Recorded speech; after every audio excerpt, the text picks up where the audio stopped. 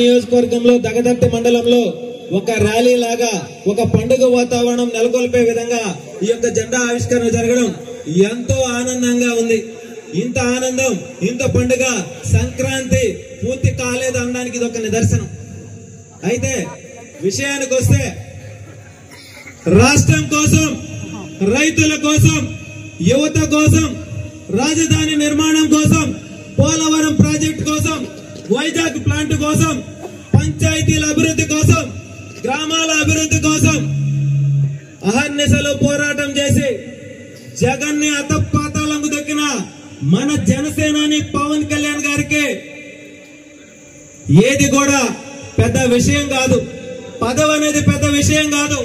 ఒక బాధ్యతగా deputy CM గా బాధ్యతలు చేపట్టిన తర్వాత ఈ రోజు దేశం మొత్తం కూడా మన రాష్ట్రం వైపు చూస్తుంది. ఈ రాష్ట్రంలో డిప్యూటీ సీఎం అనేటువంటి ఒక వ్యక్తి ఉన్నాడా, ఒక శక్తి ఉందా అనేటువంటి విషయాన్ని చరిత్ర సృష్టించాడు 6 నెలల్లోని. మరి అటువంటి వ్యక్తికి మనం అందరం కూడా అదే పార్టీలో అడుగులు ముందుకు వేస్తూ జనసేన జెండాని భుజం మీద పెట్టుకుని గ్రామాల్లో ప్రజల కోసం అనేక సమస్యలపై పోరాటం చేస్తూ గ్రామాల అభివృద్ధి కోసం మన వంతు మనం పనిచేస్తున్నాం.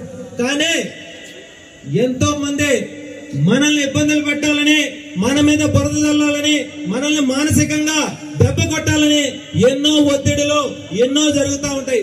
కానీ వాటన్నిటిని కూడా మనం లెక్క చేయం. ఎందుకంటే ఒక్కొక్క జన సైనికుడు 1000 మందితో సమానం, ఒక్కొక్క జన సైనికుడు 1000 మంది యోధులతో సమానం. ఆ విషయం ఇటీవల ఎన్నికలలో మనం చూపించాం, మన సత్తా చూపించాం. కాబట్టి ఢిల్లీలో కూడా ఏపీ యొక్క చరిత్ర ఇలా ఉంటుందని చెప్పి మన అధినేత పవన్ కళ్యాణ్ గారు ఇటీవల చూపించారు. కాబట్టి ఏదైనా సరే వాస్తవాలు వెలుగులోకి వస్తాయి. వచ్చిన రోజు మనం ఎలా ఉంటాం అనేటువంటి విషయాన్ని మనం త్వరలోనే చూపించబోతున్నాం.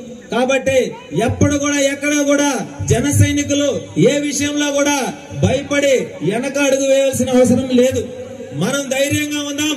గ్రామాలలో ఇప్పుడిప్పుడే ఎక్కడ పోయినా సరే గ్రామాలలో అయ్యా ఈ సమస్య ఉందని చెప్పి జనసేన పార్టీ జన సైనికుల దగ్గరికి వెళితే ఆ సమస్య పరిష్కారం అవుతుంది అనేటువంటి విధానాన్ని ప్రజల్లో తీసుకురాగలిగినామంటే మనకి పవన్ కళ్యాణ్ గారు ఇచ్చినటువంటి స్థైర్యం.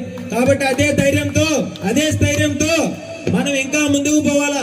ముందు భవిష్యత్తు ఉంది. ఆ భవిష్యత్తును దృష్టిలో పెట్టుకొని మనం నడిచే దారిలో ఎన్నో ముళ్ళు, ఎంతో బురద, పెంట, చెత్త, చెదారం ఇవన్నీ వస్తూ ఉంటాయి.